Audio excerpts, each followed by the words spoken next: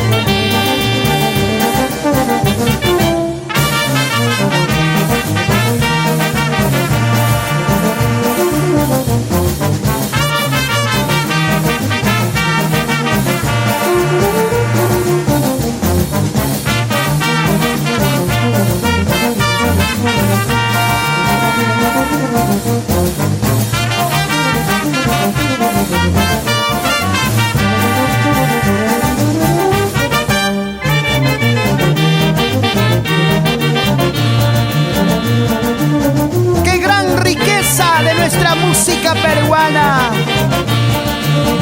Vamos, Ronald Domínguez y su Academia de Marinera en Chimbote.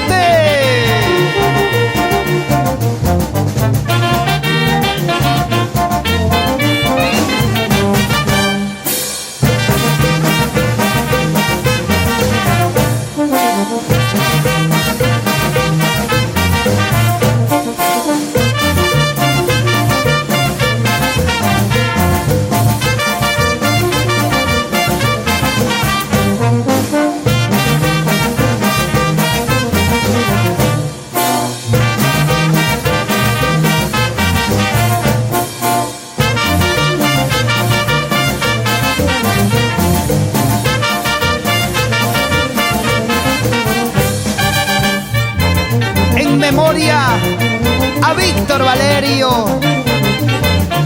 ¡Vamos! Flora Herbias, olvidemos las penas. La vida es así.